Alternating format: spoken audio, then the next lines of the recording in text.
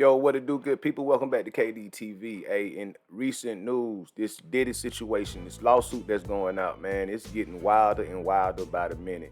If you hadn't heard, Druski and Odell Beckham are now mentioned in this lawsuit, and I tell you, it's a wild thing, man. It's one crazy world we living in. I'm not here to make any allegations one way or the other. I don't know, but it's just wild as far as all the names that are being mentioned. In case you missed it, I'm gonna drop a video for from the Breakfast Club this morning, talking about it or whatnot, and you can decide for yourself. Take a look. We've been reporting on like the Diddy lawsuits, right, for a while in here.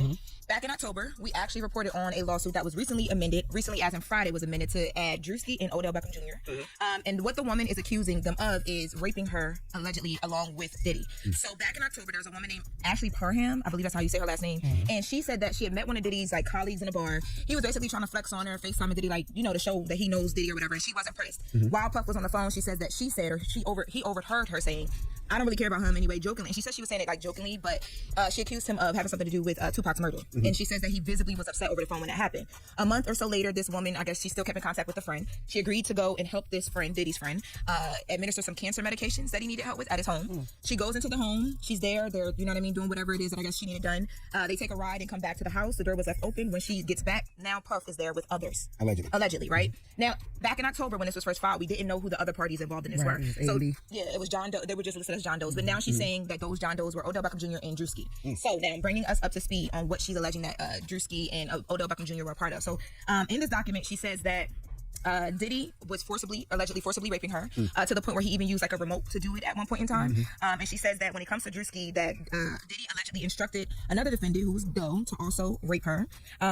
And that defendant has been determined to be Druski. Instead of immediately raping the plaintiff, the woman, Ashley, is alleging that Druski doused her with more oil and lubricant and then jumped on top of the plaintiff naked with an oil body, treating it like a slip and slide and knocking the wind out of the plaintiff due to his enormous size. That's what she's alleging happened. Yep. And then she's saying that Druski caught himself from sliding over the plaintiff's oil body and off the bed, and then he began raping her, allegedly raping her vaginally. Now she says that while this was happening, Puff was, you know, somewhere off in a chair in the room watching and pleasuring himself. He was also recording as this was happening as well too. So these claims are, you know what I mean, because she's saying that this was like a violent rape, like to the point where when she was up and trying to leave, it took her a minute to kind of get herself together. But there's a lot to this. Even in the beginning of this in October, when she first alleged it, she said that like on her way out, she went to the backyard and these people were in the backyard still, so she was trying to figure out how she was going to leave. Now that we know it was allegedly Druski and Odell Beckham Jr., she said that after they violently raped her, allegedly, they went to this backyard to smoke marijuana and cigarettes. And on her way out, she ran into them, and there was a whole like exchange of like a gun went off at one point. Is this Busby? There was an attorney? No, her attorney is it's not attorney Busby. I have to get the attorney's name for you. Her attorney's name is this document. Who really believes Druski was pretending that a young lady was a slip and slide? Come on now. He jumped Come on now. That's insane. Yeah, and basically, so the way that it's set up is like she's alleging that like Druski and Odell Beckham Jr. were like doing anything at the beck and call of Puff. So he was telling them what to do. They were doing it. But yesterday, Druski did respond to this, and he said this allegation is a fabricated lie. I wasn't a public figure in 2018. I was broke living with my mom without any connections to the entertainment industry at the time of this allegation. So the inclusion of my name is truly outlandish. My heart breaks for actual victims of abuse, but I'm fully confident that the evidence will expose this falsehood and that individuals who are maliciously trying to game the legal system will be exposed. People who are trying to game the legal system and peddle false narratives. I wish Druski didn't even dignify that foolishness with a response. Like whoever created that story didn't even try to make it sound believable. And stories like this one just make it harder for real victims to be believed. And then also, it's still just a stain on your name. I get why he did say something. I mean, I'm almost certain he got a publicist that probably would tell him like not to, but when something like that, it's like, yo, come on, yo. Like, yeah, I think that was the biggest thing. He got a lot his brand deals and stuff like that. I think the thinking behind releasing the statement was like it's moving already, and if you don't say anything, it grows bigger. But right, I mean, when you say something, it grows bigger. When Druski actually says something, that's when it becomes a real story. I think for me, when I saw it, I thought it was fake. Like I went. Still a lawsuit because it is fake. But no. I mean, like I didn't think that it was an actual lawsuit that was filed. I thought someone created paperwork because it was only circulating on Twitter. There were no outlets that had picked it up. So I'm like, this paperwork has to be fake. Like someone had to make this up. Then I went on the online system where you could pull the filings, and I saw it, and I was like, oh, okay, this is real. Because it just seemed that the claims were like so outlandish, and then I also was able to speak to some attorneys and things, and I'm like, okay, no, this is real. Yeah, I get why he says it. Maybe he shouldn't, but I get exactly why he says it. The reason why he probably said it because he was like 2018. I'm in my mom's house. I knew nobody, so it's like I wasn't even famous at this time. So of course this is frivolous, but he's still gonna have to get an attorney and pay for it, which is gonna cost him a couple $100,000, which sucks. Yeah. Now because he got to spend money for a lawyer just to prove his innocence because somebody's looking for a quick payday. And I promise you, if people realize how often these civil cases go nowhere, they would stop doing this because folks do these cases thinking they're gonna get paid, and they rarely do. If more people knew that they wouldn't get no money from this, they stop wasting folks' time by filing this foolishness. No, they wouldn't. Crazy. No, I was the lawyer, and she said, "Drewski, I have no idea. Are you serious? No. Like, you really expect me to like fight this for you, Drewski?" The attorney, I know you asked me that. Envy. The attorney, her name is, I believe I'm saying it correctly, Ariel Mitchell. Yeah, and she's an attorney. I've heard of her before in like some of the cases that she's worked on before. So she's not. She's you know what I mean. Like she's not new or whatever. But no, it's not attorney Busby. So I don't know if that changes anything. But I'm just curious. Now, Charlamagne, what you said is not true. The reason it's not true is because people don't have to pay for an attorney, right?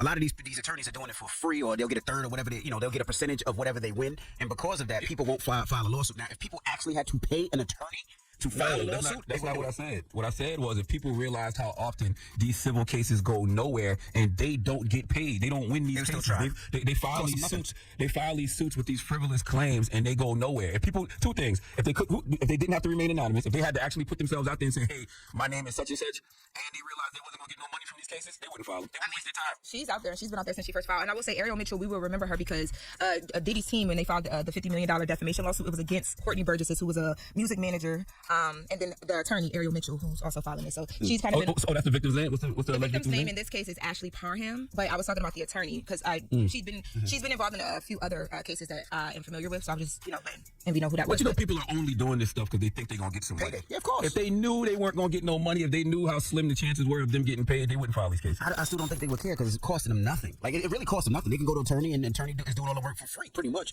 But if they actually had to pay an attorney and money had to come out their pocket, then they wouldn't do it. Yeah. Then they wouldn't do it. But if the attorneys are willing to do it for free, it'll continue on and on and on and on. Well, I will say, I'm sorry. Go ahead, Charlotte. No, I was gonna say they really need to change the laws in this country too, because you should not be able to make those kind of claims just because you feel like it. In fact, claims like that should only be allowed to be made criminally. And after someone makes the claims criminally, police should have to investigate the claims before they decide it's enough to file charges and arrest someone. But these wild, salacious claims and civil suits, they should be illegal, man. Odell Beckham Jr. did respond to Druski's tweet, so I wanted to make sure that we got this in. And Druski's tweet that I'm referring to is the statement from Druski that we read in the last hour. And Odell said, he's talking to Druski, he said, "Boy, I'll tell you what, this world makes absolutely no sense. I am covered by God. He will prevail. I know who I am. I know who you are." Talking to Druski. "Keep your head. That name will be cleared." And then he called the whole thing stupid. So they want to make sure that we mention that because I said that he hadn't directly responded. And that was an update on that. Now, there you've heard the story for yourself. I don't know. You see what I'm saying? Like, of course, if I'm Druski or if I'm Odell Beckham, me personally, I get what they say when they say, why even respond to the foolishness? But at the same time, these are allegations and they have been made.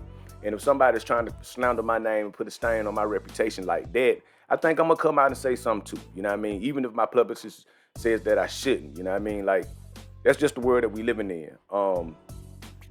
Being honest, I don't know. See what I'm saying? Like, putting baby oil on and treating a human being like a slip and slide, especially at the size and weight that Druski is, that does seem like that's unfathomable. I'm being honest with you. That's kind of outlandish. However, I don't know.